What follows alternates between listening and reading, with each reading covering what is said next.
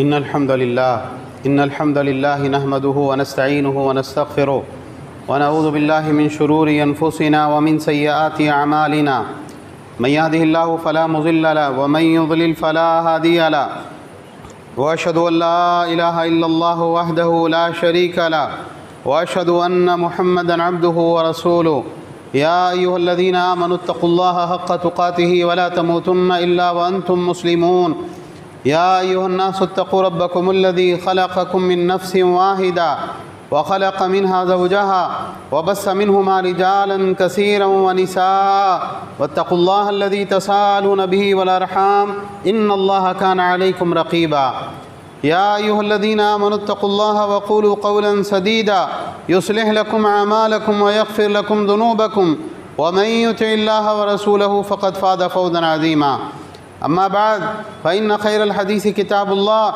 وخير الهدي هدي محمد صلى الله عليه وعلى آله وسلم وشر الأمور محدثاتها وكل محدثة بدعة وكل بدعة ضلالة وكل ضلالة في النار.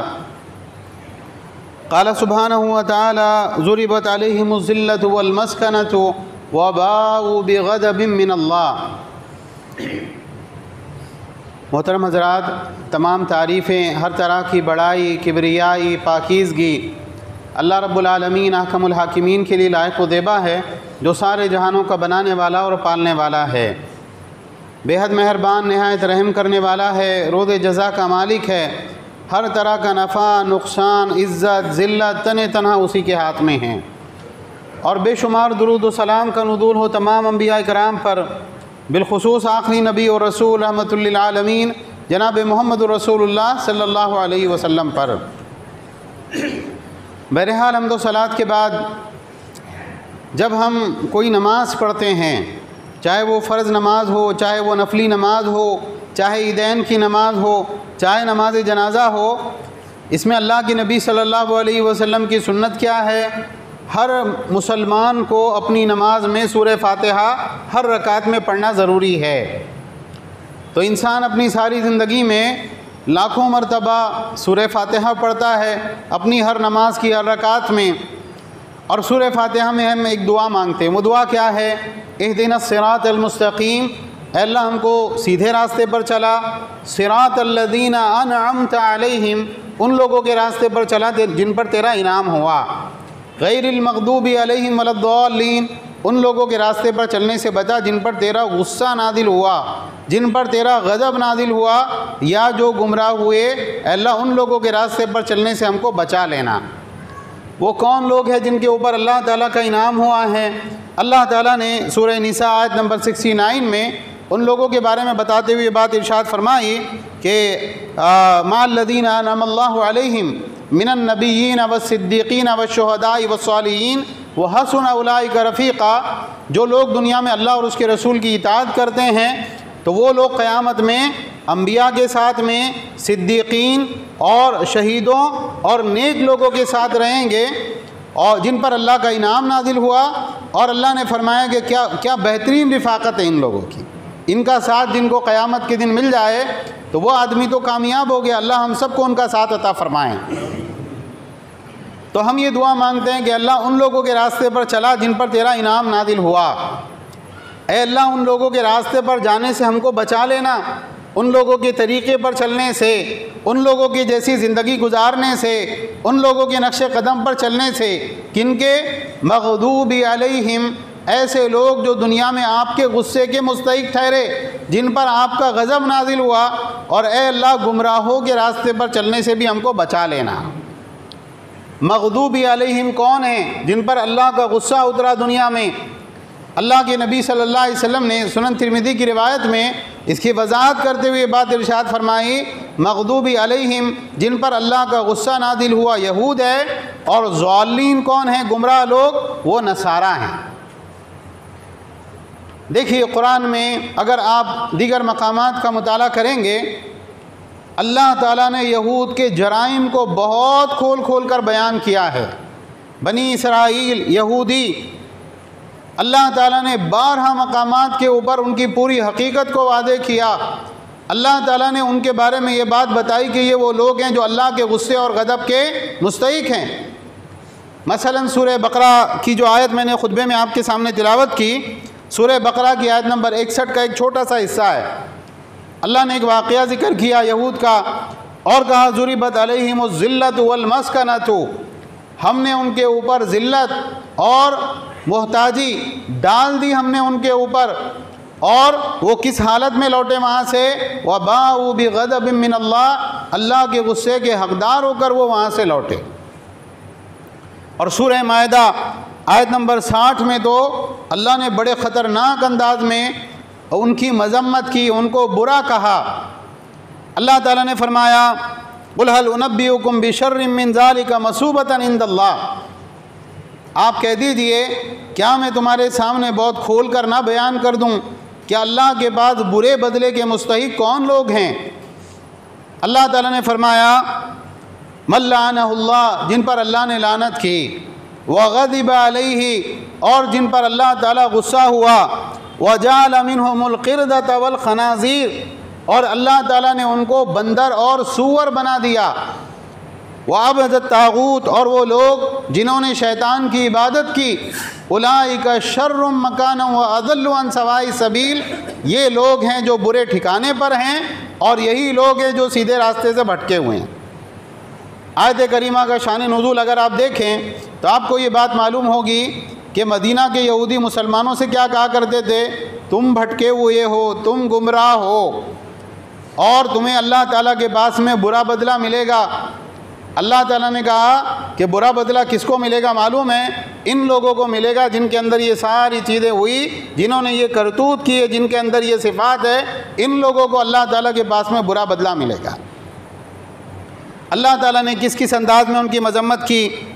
اللہ تعالیٰ کے نزدیک برا بدلے کا حقدار یہود کو ٹھہرایا، اللہ کی لعنت کے حقدار، اللہ کے غصے کے حقدار، اور اللہ نے دنیا میں ان کی شکلیں بدل کر ان کو بندر اور سور بنا دیا، اور انہوں نے شیطان کی عبادت کی، اور اللہ تعالیٰ نے بتایا کہ یہ برے مقام پر ہے اور سیدھے راستے سے بھٹکے ہوئے ہیں۔ تو اس آیت میں اللہ تعالیٰ نے 5-6 انداز میں یہود کی مذمت اور ان کی برائی کو بیان کیا۔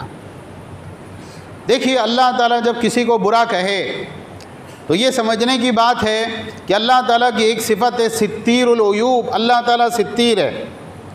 جو لوگ ستار بولتے ہیں نا، اللہ تعالیٰ ستار ہے، ستار اللہ کی صفت نہیں ہے۔ اللہ تعالیٰ کے لیے جو صحیح حدیث میں اللہ کا نام آیا ہے وہ کیا ہے؟ ستیر، مطلب عیبوں کو اور انسان کے ارادوں کو چھپانے والا۔ اللہ تعالیٰ بندے کے ارادوں کو ظاہر نہیں کرتا، اللہ تعالیٰ بندے کے ارادوں کو چھپاتا ہے، اس کے عیبوں پر پردہ ڈالتا ہے، یہاں تک کہ اس کے عیب اتنے زیادہ ہو جائیں کہ پھر اللہ تعالیٰ اپنی رحمت کی چادر کو ہٹا لے۔ اور اللہ تعالیٰ جلدی کسی کے اوپر غصہ بھی نہیں ہوتا، اللہ تعالیٰ اپنے بندوں کو مہربانی کرتا ہے، ان کو موقع دیتا ہے، ان کو ایک سے زیادہ جو ہے کئی مواقع ان کو زندگی میں ملتے ہیں کہ اللہ تعالیٰ ان کو سیدھے راستے پر لے کر آتا رہتا ہے۔ جن کے اوپر اللہ کا غصہ نازل ہو اور جن کے بارے میں اللہ قرآن میں قیامت تک کے انسانوں کے لیے ان کی حقیقت کو بیان کر دے، وہ کیسی بری قوم ہوگی اور کیسے برے لوگ ہوں گے۔ اور آج کل جو حالات چل رہے ہیں، انسان کے ذہن میں کبھی یہ بات آتی ہے یہ لوگ انسان ہیں یا شیاطین ہیں؟ بھئی ایک انسان اچھا ہو، برا ہو، چور اور ڈاکو بھی ہو تو بعض مرتبہ بچے پر ہاتھ اٹھاتے ہوئے اس کا دل کانپ جاتا ہے، اس کے ہاتھ اٹھنے سے انکار کر دیتے، یہ تو چھوٹا معصوم بچہ ہے۔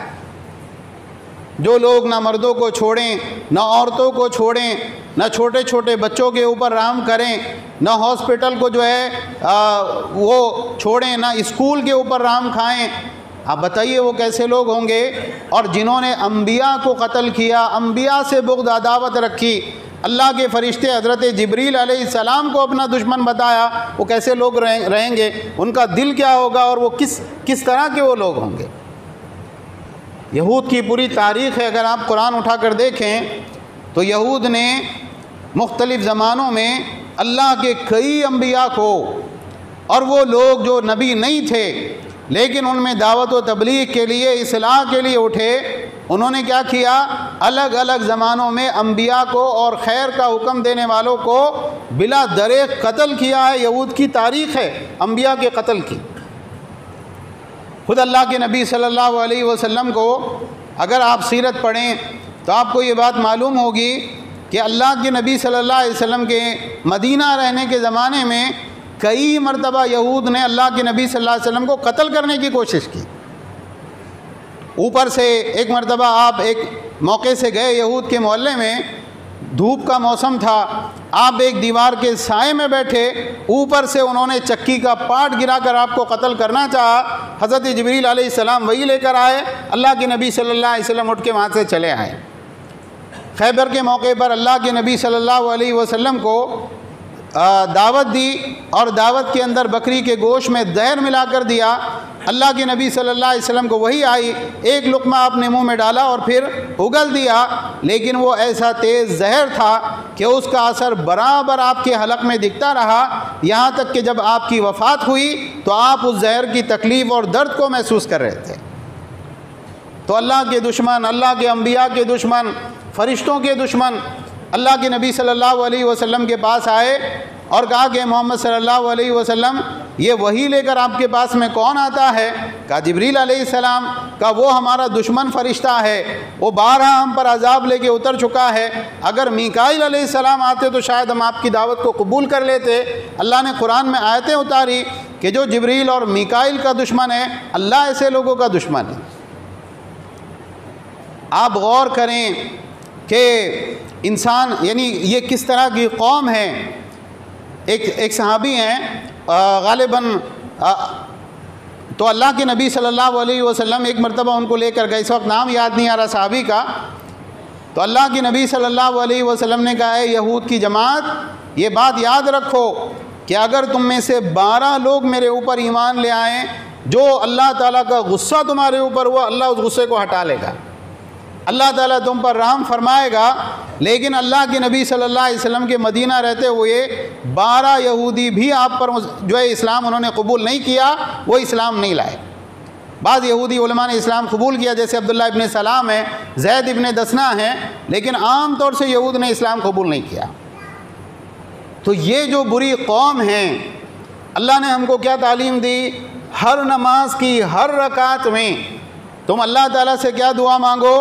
اے اللہ ہم ان کے راستے پر چلنا نہیں چاہتے جن پر تیرا غصہ نازل ہوا، اے اللہ ہم کو ان کے طریقے پر، ان کے عقیدے پر، ان کے عمل پر چلنے سے بچا لینا، اے اللہ ہم کو ان کے راستے پر جانے سے روک لینا اور گمراہوں کے راستے پر چلنے سے روک لینا، اے اللہ ہم ان لوگوں کے راستے پر چلے جن پر تیرا انعام ہوا، یعنی انبیاء اور نیک لوگوں کے راستے پر۔ ایک طرف تو ہم دعا مانگتے ہیں اور کم علمی کی وجہ سے، قرآن اور سنت کو سمجھ کر نہ پڑھنے کی وجہ سے، علماء سے تعلق نہ ہونے کی وجہ سے آج کے دور کے مسلمان بہت سے معاملات میں یہود کے نقش قدم پر ہے، قدم بقدم، بالش ببالش۔ اگر آپ دیکھیں گے ان کی زندگیاں یہود کے طریقے کے اوپر گزر رہی ہیں۔ یہ لباس کا مسئلہ نہیں ہے، اللہ کے نبی صلی اللہ علیہ وسلم نے کوئی لباس کی ایسی ڈیفینیشن نہیں بتائی کہ آپ کو کرتا پاجامہ ہی پہننا ہے یا فلاں طرز کے کپڑے ہی پہننا ہے، نہ یہ ایک ہاتھ سے مسافے کا مسئلہ ہے، اس لیے کہ صحیح احادیث سے اللہ کے نبی صلی اللہ علیہ وسلم سے جو بات ثابت ہے وہ یہ ہے کہ انسان کو ایک ہاتھ سے مسافہ کرنا چاہیے۔ یہود کی مشابہت کیا ہے؟ مثلاً آپ دیکھیں اللہ تعالیٰ نے سورہ مائدہ آیت نمبر 18 میں ارشاد فرمایا، وقالت الیہود والنصارى نحن ابناء اللہ واحباؤہ قل فلم يعذبكم بذنوبكم بل انتم بشر ممن خلق یغفر لمن یشاء ویعذب من یشاء وللہ ملک السماوات والارض وما بینہما والیہ المصیر۔ اللہ نے کہا کہ یہودی اور عیسائی یہ کہتے ہیں ہم اللہ کی اولاد ہیں، اللہ کے بیٹے ہیں اور اللہ کی پسندیدہ ترین قوم ہیں، یہ یہودی اور عیسائی کہا کرتے ہیں۔ اللہ تعالیٰ نے فرمایا قل فلم یعذبکم بذنوبکم، آپ کہیے پھر اللہ تعالیٰ تمہارے گناہوں کی وجہ سے تم کو عذاب کیوں دیتا ہے؟ بل انتم بشر ممن خلق، بلکہ تم کیا ہو؟ جیسے اللہ نے دیگر مخلوقات کو بنایا، دیگر انسانوں کو بنایا، تم بھی عام انسانوں کی طرح ایک انسان ہو۔ اللہ جس کو چاہے گا معاف کرے گا، جس کو چاہے گا عذاب دے گا، اور زمین و آسمان کی بادشاہت اللہ ہی کے ہاتھ میں ہے، جو زمین و آسمان کے درمیان ہے، اور تم کو لوٹ کے اللہ ہی کے پاس جانا ہے۔ یہود کا عقیدہ کیا ہے؟ ہم اللہ کے اسپیشل بندے۔ اب آپ بتائیے، یہ عقیدہ آج بہت سے مسلمانوں کا ہے کیا نہیں ہے؟ ہم کون ہیں؟ ہم فلاں لوگ ہیں، فلاں کا سلسلے میں ہیں، فلاں کا ہاتھ ہم نے تھام لیا، فلاں کا جو ہے ہم نے دامن پکڑ لیا۔ تو بعض لوگوں کے بارے میں یہ مشہور ہے کہ جو اس سلسلے میں داخل ہو گیا قیامت تک کے لیے وہ کبھی جہنم میں نہیں جائے گا۔ قادری سلسلے کے جو لوگ ہوتے ہیں، ایک عام طور سے عقیدہ یہ لوگوں کے درمیان میں معروف ہے کہ اگر آپ نے قادری سلسلے میں شمولیت اختیار کر لی تو اللہ کا یہ وعدہ ہے کہ تمہارے متبعین کو ہم جہنم کے اندر نہیں بھیجیں گے۔ ہر کسی کے پاس اپنا ایک موقف ہے۔ ہم کون ہیں؟ فلاں لوگ ہیں، ہم بہت اسپیشل ہیں۔ ہم کون ہیں؟ ہم فلاں ہیں، ہم بہت اسپیشل ہیں۔ اللہ تعالیٰ کا یہ معاملہ نہیں ہے۔ نسب کے اعتبار سے بھائی سید ہے کوئی شخص، اللہ کے نبی صلی اللہ علیہ وسلم کی اولاد میں سے، حالانکہ سید ہونے سے اللہ کے نبی صلی اللہ علیہ وسلم کی اولاد میں سے ہونا ضروری نہیں ہے، لیکن ایک شخص کہتا ہے میں سید ہوں، میں آل رسول ہوں، میں فلاں مسلک کا آدمی ہوں، میں فلاں پیر صاحب کا دامن تھامے ہوئے ہوں، میں فلاں طریقے پہ ہوں، تو اب میں عمل جو بھی کروں گا، جانا میں نے کہا ہے جنت ہی میں جانا ہے، جہنم میں نہیں جا سکتا۔ اللہ تعالیٰ کیا فرما رہا ہے؟ بل انتم بشر ممن خلق، تم عام انسانوں کی طرح سے ایک انسان ہو۔ انسانوں میں کوئی اسپیشل کیٹیگری ہوتی ہے، یہ اسلام کا عقیدہ نہیں ہے، یہ یہود کا عقیدہ ہے۔ سورہ بقرہ میں اللہ تعالیٰ نے فرمایا وَقَالُوا لَن تَمَسَّنَا النَّارُ إِلَّا أَيَّامًا مَّعْدُودَةً، یہودی کہتے ہیں کہ ہم جہنم میں صرف چند گنے چنے دنوں کے لیے جائیں گے۔ اللہ کے نبی صلی اللہ علیہ وسلم خیبر میں یہود کے پاس گئے، آپ نے کہا من اہل النار، جہنم میں کون جانے والے ہیں؟ یہود نے کیا جواب دیا؟ پہلے ہم جائیں گے لیکن پھر اللہ ہم کو نکالنے کا فوراً، اور اس کے بعد تم ہماری جگہ لوگے۔ اللہ کے نبی صلی اللہ علیہ وسلم نے فرمایا اقصوا فیہا لن نخلفکم ابدا، تم وہیں پر ذلیل ہو کر رہو گے، ہم تمہاری جگہ کبھی نہیں لینے والے۔ بعض یہود کا یہ عقیدہ تھا کہ دنیا کی عمر 7000 سال ہے، ہر 1000 سال کے بدلے میں اللہ تعالیٰ یہود کو ایک دن کے لیے جہنم میں ڈالے گا، تو 7 دن ہم جہنم میں رہیں گے، بعد میں باہر۔ بعض یہودیوں کا یہ عقیدہ تھا کہ ہم نے 40 دن بچھڑے کی عبادت کی تو اللہ تعالیٰ 40 دنوں کے لیے ہم کو جہنم میں ڈالے گا، پھر باہر۔ اللہ تعالیٰ نے فرمایا کہ تم یہ جو کہتے ہو کہ جہنم میں ہم چند گنے چنے دنوں کے لیے جائیں گے، اللہ تعالیٰ نے فرمایا قل اتخذتم عند اللہ عہدا، کیا تم نے اللہ سے کوئی وعدہ لیا ہے؟ کہ اللہ کبھی اپنے وعدے کی خلاف ورزی نہیں کرتا۔ ام تقولون علی اللہ ما لا تعلمون، یا تم وہ بات کر رہے ہو جس کے بارے میں تمہارے پاس علم نہیں۔ اللہ نے فرمایا غور سے سنو، بلا من کسب سیئا واحاطت بہ خطیئتہ، جو آدمی گناہ پر گناہ کمائے، برائی پر برائی کرے، اور اس کے گناہ اس کو چاروں طرف سے گھیر لیں کہ اس کے پاس میں نیکی کی کوئی چیز باقی نہ رہے، اللہ تعالیٰ نے فرمایا کہ اولئک اصحاب النار هم فیہا خالدون، یہ لوگ جہنم میں جائیں گے اور ہمیشہ جہنم کے اندر رہیں گے۔ والذین آمنوا وعملوا الصالحات اولئک اصحاب الجنہ هم فیہا خالدون، وہ لوگ جو ایمان لائے اور جنہوں نے نیک اعمال کیے، یہ لوگ جنت والے ہیں اور جنت کے اندر ہمیشہ ہمیشہ رہیں گے۔ تو اللہ نے کتنے صاف الفاظ کے اندر بیان کر دیا کہ جنت میں جانے کے لیے کیا چاہیے؟ ایمان چاہیے اور اعمال صالحہ چاہیے۔ جنت میں جانا ہے تو نماز پڑھنی پڑے گی 5 وقت، مسجد میں آ کر صدقہ کرنا پڑے گا، وقت پر زکوٰۃ دینی پڑے گی، حج اور عمرہ فرض ہو جائے تو حج اور عمرہ کرنا پڑے گا، زنا سے بچنا پڑے گا، شراب نوشی سے بچنا پڑے گا، سود کھانے سے بچنا پڑے گا۔ اگر جنت میں جانا ہے تو نیکیاں کرنی پڑے گی ایمان کے ساتھ میں، اور گناہ پر گناہ کیے جاؤ گے، گناہ چاروں طرف سے تم کو گھیر لیں، نیکی کا کوئی ذرہ تمہارے پاس میں باقی نہ بچے۔ اللہ نے کہا یہ لوگ جہنم میں جائیں گے اور ہمیشہ جہنم میں رہیں گے، کبھی جہنم سے نکالے نہیں جائیں گے۔ آج ہمارا عالم کیا ہے؟ یہودی بہت برے، عیسائی بہت برے، ان کا بائیکاٹ کرنا چاہیے۔ کریں آپ بائیکاٹ، اچھی بات ہے، لیکن اعمال کے اعتبار سے، اپنے کرتوتوں کے اعتبار سے، اپنے گناہوں کے اعتبار سے قدم بہ قدم اسی راستے کے اوپر جس راستے پر چل کر یہود و نصارہ اللہ کی نگاہوں میں غصے اور لعنت کے حقدار ٹھہرے۔ ایک اور چیز آپ دیکھیں، حضرت عائشہ رضی اللہ تعالیٰ عنہ کہتی ہیں کہ ام حبیبہ اور ام سلمہ رضی اللہ تعالیٰ عنہ، یہ اللہ کی نبی صلی اللہ علیہ وسلم کی زوجہ ہیں، ام المومنین ہیں، ان میں آپس میں باتیں ہوئی تو انہوں نے کہا کہ حبشہ میں تم نے وہ چرچ دیکھا تھا، کہاں کتنا خوبصورت بنا ہوا ہے اور اس میں کیسی تصویریں لگی ہوئی ہے لوگوں کی۔ تو اللہ کے نبی صلی اللہ علیہ وسلم نے فرمایا کہ ان اولئک اذا کان فیہم الرجل الصالح فمات بنوا علی قبرہ مسجدا وصوروا فیہ تلک الصور اولئک شرار الخلق عند اللہ یوم القیامہ۔ یہ وہ لوگ تھے، یہ یہودی عیسائی، کہ جب ان میں سے کوئی شخص مر جاتا تو وہ کیا کرتے تھے، اس کی پہلے تو قبر کے اوپر مسجد بناتے اور اس میں یہ تصویریں لگایا کرتے تھے، یہ قیامت کے دن اللہ کے نزدیک سب سے بری مخلوق ہوں گی۔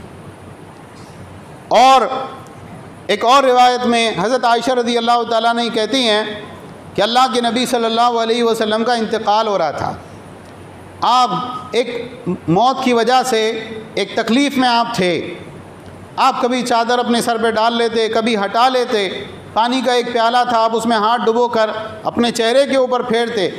حضرت فاطمہ رضی اللہ تعالیٰ عنہ آئی تو وہ آپ کی تکلیف کو دیکھ کر رونے لگی۔ اللہ کے نبی صلی اللہ علیہ وسلم نے کہا بیٹا مت رو، آج کے بعد تمہارے باپ کو کبھی کوئی تکلیف نہیں ہوگی۔ تو اس وقت میں جو بالکل آخری وقت تھا، اللہ کے نبی صلی اللہ علیہ وسلم نے کیا فرمایا؟ آپ نے فرمایا لعنت اللہ علی الیہود والنصارى اتخذوا قبور انبیائہم مساجدا، اللہ کی لعنت ہو یہودیوں اور عیسائیوں کے اوپر جنہوں نے اپنے انبیاء کی قبروں کو مسجد بنا لیا تھا۔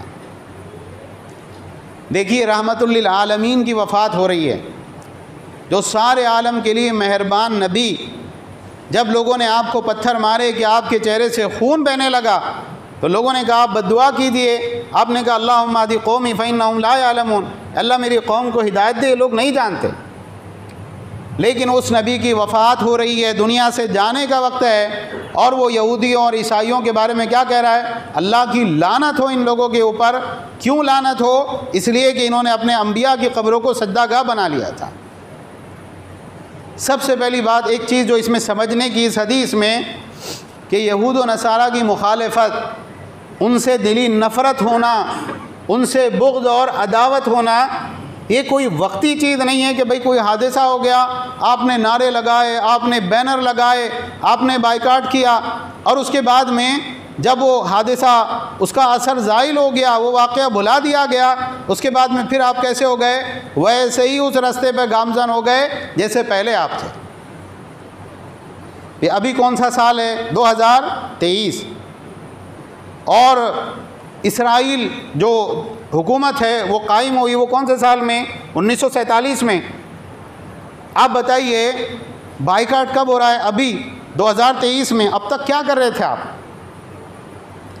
تو ہمارا مسئلہ یہ ہے کہ ہم کو اپنے بچوں کو یہ تاریخ پڑھانی ہے کہ یہ کون سی قوم ہے، انہوں نے انبیاء کے ساتھ کیسے عداوت کی، انہوں نے اللہ کے نبی صلی اللہ علیہ وسلم کے ساتھ کیا کیا، انہوں نے مسلمانوں کے ساتھ کیا کیا، ان کا عقیدہ کیا ہے، ان کا مذہب کیا ہے، بعد میں ان کے ساتھ کیا ہونے والا ہے۔ یہ ساری چیزیں آپ کو اپنے بچوں کو پڑھانی ہیں، اپنے لوگوں کو اس بات کی تعلیم دینی ہے۔ اور اللہ کے نبی صلی اللہ علیہ وسلم ہم کو اس حدیث میں بتا رہے ہیں کہ یہ لوگ کیا کرتے تھے؟ قبر پرستی کیا کرتے تھے۔ نیک آدمی کا انتقال ہوا، سب سے پہلے تو پکی قبر بنائی۔ پکی قبر اسلام میں ہے، پکی قبر بنانا اسلام میں کبھی نہیں رہا۔ قرآن میں، سنت میں آپ کوئی ثبوت نہیں پائیں گے کسی اچھے سے اچھے آدمی کے لیے بڑا شاندار مزار بنایا جائے۔ اللہ کے نبی صلی اللہ علیہ وسلم نے تو قبر پہ چونا کرنے سے بھی منع کیا ہے۔ اللہ کے نبی صلی اللہ علیہ وسلم نے قبر پہ نام لکھ کے لگانے سے منع کیا ہے۔ کبھی آپ عیسائیوں کے قبرستان میں گئے کیسی قبریں رہتی؟ بہت خوبصورت، سنگ مرمر کی بنی ہوئی، نام کا کتبہ لگا ہوا، تاریخ پیدائش تاریخ وفات لگی ہوئی۔ اور آپ کے قبرستان میں بھی اگر آپ کی قبریں بھی ویسی ہیں تو ایسی صورت میں پھر کیا کر رہے ہیں آپ اللہ کے نبی صحابہ کے طریقے پہ نہیں چل رہے، آپ یہودیوں عیسائیوں کے طریقے کے اوپر چل رہے ہیں۔ نیک لوگوں کی تصویریں فتنہ ہوتی ہیں، کہ فلاں بہت بڑے اللہ کے ولی تھے۔ اللہ کے ولی کون ہے؟ یہ تو اللہ ہی بہتر جانتا ہے۔ لیکن آپ نے کیا کیا؟ نیک آدمی کی تصویر لی، پہلے وہ آپ کے گھر میں آپ کے الماری میں رکھی ہوئی ہوگی، پھر شیطان کان میں پھونکے گا اس کو نکال کے ذرا دیوار پہ لگاؤ، پھر اپنی دکان پہ لگاؤ، پھر اس کے بعد اس پہ ایک ہار چڑھاؤ، پھر اگربتی لے کے اس کے اوپر گھماؤ، پھر اس کے بعد صبح شام اس کے سامنے دعا مانگو۔ اللہ سے ہٹ کے آپ کدھر ہو گئے؟ اللہ کی مخلوق کے اوپر۔ اور یہ کس نے کیا؟ یہ یہودیوں اور عیسائیوں نے کیا۔ آج یہی کام مسلمان کر رہے ہیں۔ بہرحال وقت ہمارے پاس ختم ہو رہا ہے، ہمارے پاس اور بھی ساری چیزیں تھیں، انشاءاللہ کبھی زندگی رہی تو اس کو ہم سامنے رکھیں گے۔ ایک بات یاد رکھیں، اللہ کے نبی صلی اللہ علیہ وسلم نے اپنی زندگی میں ہر عمل میں یہود و نصارہ کی مخالفت کی۔ آپ کیسی مخالفت کیا کرتے تھے؟ جنازے میں اللہ کے نبی صلی اللہ علیہ وسلم جاتے تو جب تک قبر میں لاش نہ رکھ دی جاتی اللہ کے نبی صلی اللہ علیہ وسلم بیٹھتے نہیں تھے۔ تو ایک یہودی عالم نے کہا، اللہ کے نبی آپ سے مخاطب ہو کر کہا کہ ہمارے یہاں بھی ایسا ہی ہوتا ہے، ہم بھی قبر میں لاش رکھنے سے پہلے بیٹھتے نہیں ہیں۔ جب سے اللہ کے نبی صلی اللہ علیہ وسلم نے بات سنی، آپ نے اس وقت بیٹھنا شروع کر دیا۔ آپ صلی اللہ علیہ وسلم بال نکالنے میں، آپ صلی اللہ علیہ وسلم کپڑے پہننے میں، آپ صلی اللہ علیہ وسلم سلام کے طریقے میں، عبادات میں، ہر معاملے میں یہود و نصارہ کی مخالفت کیا کرتے تھے۔ ہمیں یہ کرنا ہے، اور اگر ہم ایسا نہیں کرتے تو ایسی صورت میں اللہ کی مدد اور نصرت سے ہم محروم رہیں گے۔ بہت ضروری ہے کہ ہم اس بات کو سمجھیں کہ ہم سورہ فاتحہ میں کون سی دعا مانگتے ہیں۔ اے اللہ انعام یافتہ لوگوں کے طریقے پر چلانا، انبیاء، صدیقین، شہداء اور صالحین کے طریقے پر، اور اے اللہ ان لوگوں کے راستے پر چلنے سے بچانا جن پر تیرا غضب نازل ہوا، یعنی یہودی، اور اے اللہ ان لوگوں کے راستے پر چلنے سے بھی بچانا جو گمراہ ہوئے، یعنی عیسائی۔ اللہ تعالیٰ سے دعا ہے اللہ تعالیٰ ہم تمام کو کہنے سننے سے زیادہ عمل کی توفیق عطا فرمائیں۔ ساری دنیا کے اندر جہاں جہاں مسلمان ستائے جا رہے ہیں، اے اللہ ان کی پریشانیوں کو دور فرما۔ اے اللہ اہل فلسطین کی مدد فرما۔ اے اللہ غزہ والوں کی مدد فرما۔ اے اللہ جو مسلمان مرد، عورتیں، بچے قتل ہوئے، اے اللہ ان کی شہادت کو قبول فرما۔ اے اللہ جو سخت حالات میں اور مصیبتوں میں زندگی گزار رہے ہیں، اے اللہ ان کی تکلیفوں اور ان کی مشکلات کو ختم فرما، ان کے لیے آسانی اور سہولت کے فیصلے فرما۔ اے اللہ مسلمانوں کے ساتھ یہود نے جو کیا، اے اللہ ان سے اس کا انتقام لے لے۔ اے اللہ ان سے اس کا انتقام لے لے۔ اے اللہ اسلام اور مسلمانوں کو عزت اور غلبہ عطا فرما۔ اے اللہ شرک اور مشرکین کو ذلیل اور رسوا فرما۔ اے اللہ ان کے اوپر قوم عاد اور قوم سمود کی طرح کے عذابات نازل فرما۔ اے اللہ ہم سب کو صحیح دین اور صحیح منہج پر چلنے کی توفیق عطا فرما۔ قرآن و سنت کے مطابق زندگی کے تمام معاملات گزارنے کی توفیق عطا فرما۔ اے اللہ ہمیں جو مسلمان بیمار ہیں، اے اللہ ان کو شفائے کاملہ عاجلہ عطا فرما، ان کے متعلقین کی پریشانیوں کو دور فرما۔ جو مسلمان مقروض ہیں، اللہ ان کے قرضے ادا فرما۔ جو مسلمان بے روزگار ہیں، اللہ ان کو حلال طیب روزگار عطا فرما۔ جو مسلمان بے گھر اور بے ٹھکانہ ہیں، اے اللہ ان کو مناسب وطن اور مناسب ٹھکانہ عطا فرما۔ اے اللہ ہم سب کو قرآن و سنت کے مطابق زندگی گزارنے کی توفیق عطا فرما، 5 وقتہ نمازوں کی پابندی کی توفیق عطا فرما، حج اور عمرے کی سعادت نصیب فرما۔ اے اللہ ہم سب کو ہدایت دے، صراط مستقیم پر چلا، ہر طرح کی گمراہی اور فتنوں سے اللہ ہم سب کی حفاظت فرما۔ آمین۔ وآخر دعوانا ان الحمد للہ رب العالمین۔